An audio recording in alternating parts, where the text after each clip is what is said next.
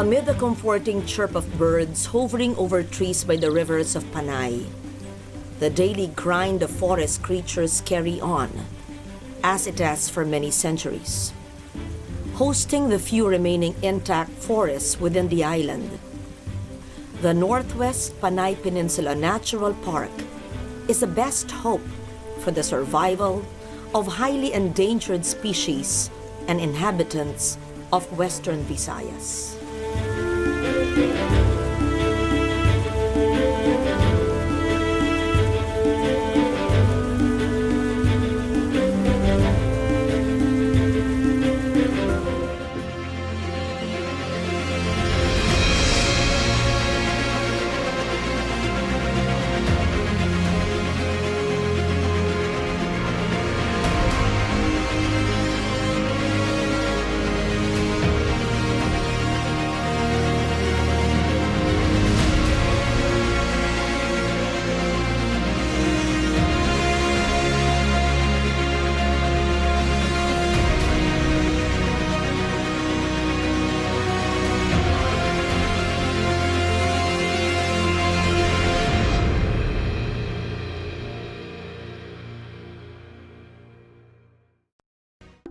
Sixth among the largest islands of the country, Panay is geopolitically divided into 4 provinces: Aklan, Antique, Capiz, and Iloilo.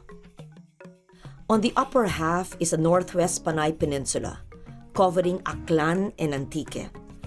Here is where we find the most extensive and best quality lowland forests, a top priority site for conservation.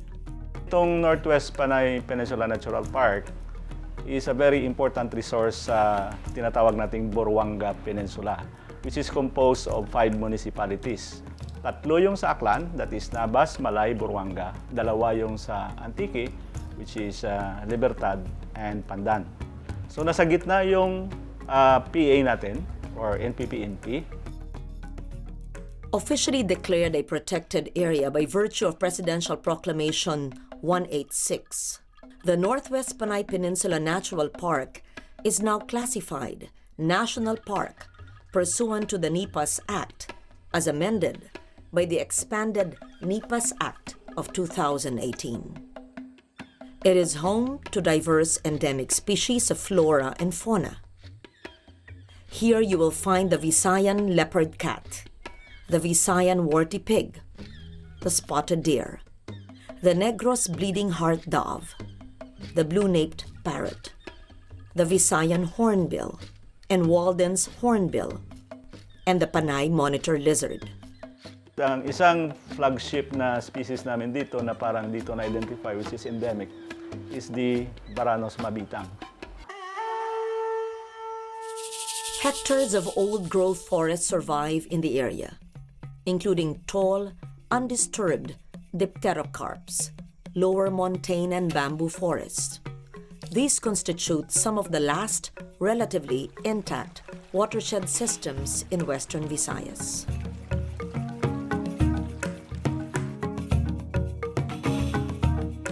May mga caves tayo dito, marami tayong mga streams at saka rivers.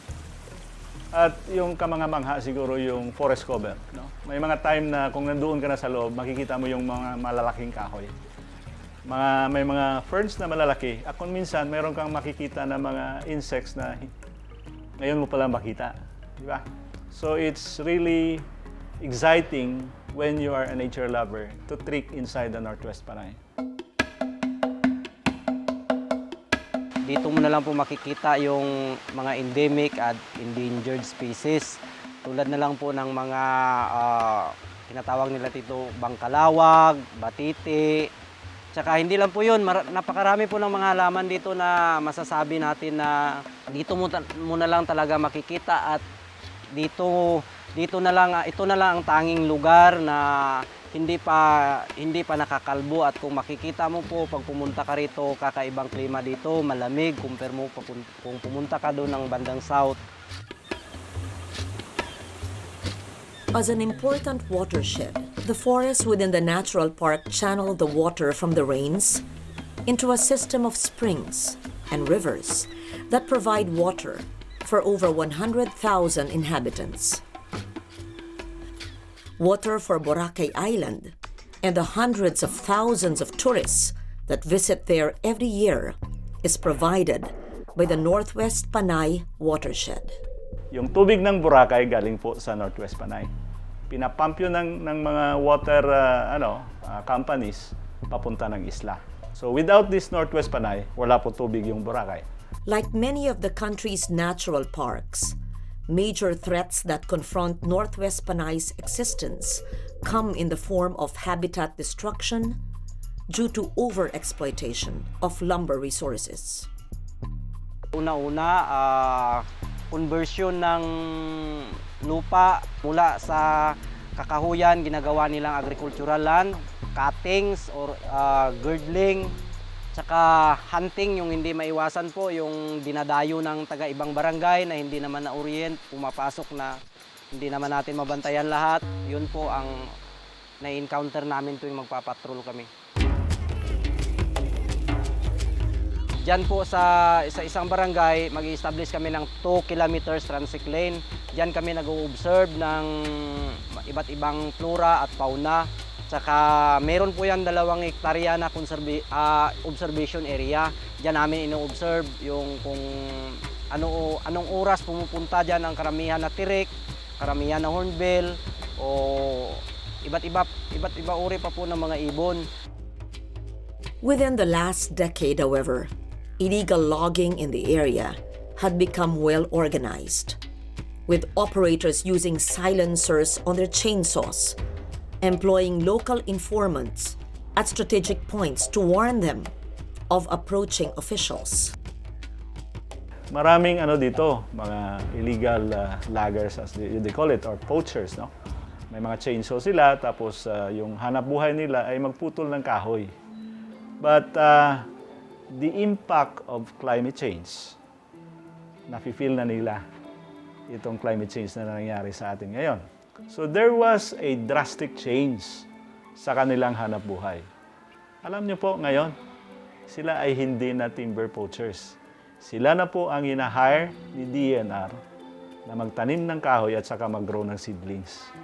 At saka yung isang maganda pa nilang ginawa, nag-form sila ng isang kooperatiba. Isa po itong nakita kong successful story namin, na itong mga grupo na ito, from illegal things na ginagawa na nakaka-affect ng PA natin, nagiging positive yung nangyari.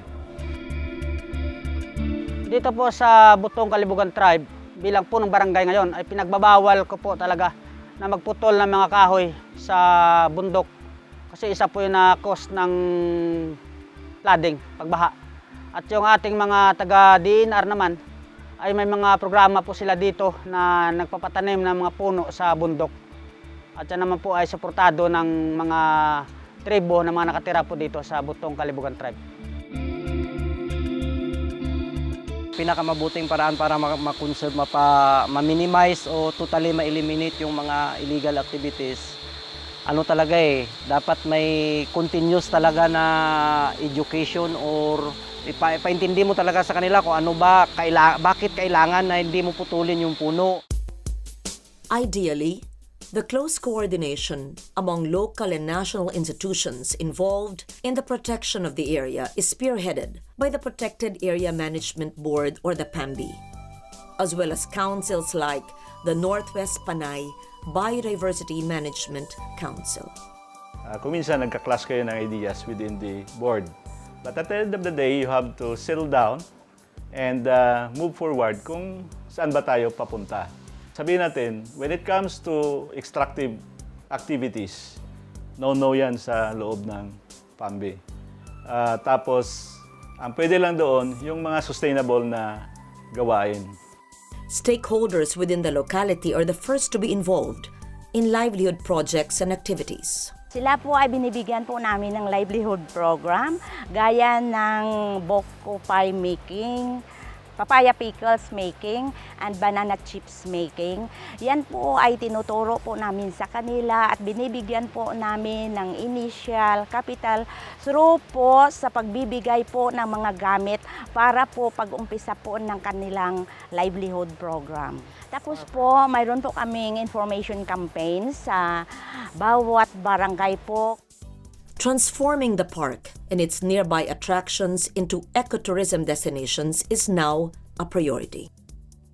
Kami dito sa Nabas na side, with the establishment of the wind farm, which is now attracting local, even foreign tourists, gusto ko i-integrate yung protected area as additional destination. Itong ecotourism, dapat in principle, punta ka lang doon sa loob ng forest. You just enjoy the place, the scenery, and what you see, but you should not take anything and leave anything there, especially yung basura nyo.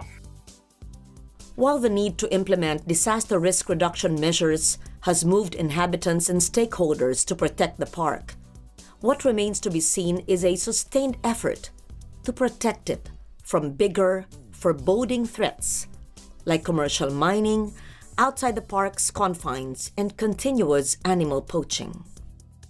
Pag wala na po itong Northwest Panay Peninsula, hindi na po natin makikita yung lalong-lalo na yung mga huling henerasyon.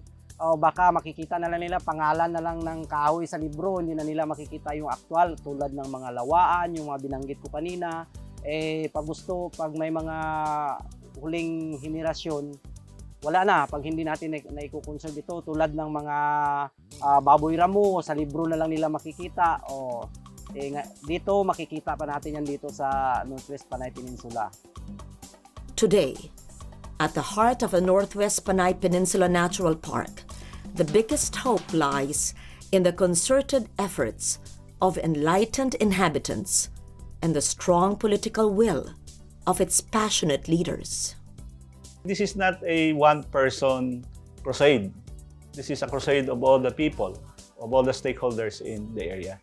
At the end of the day, masasabi ko siguro, ang tao dapat ma-provide ng local government ng sapat na pangangailangan para hindi na sila pumunta sa bundok.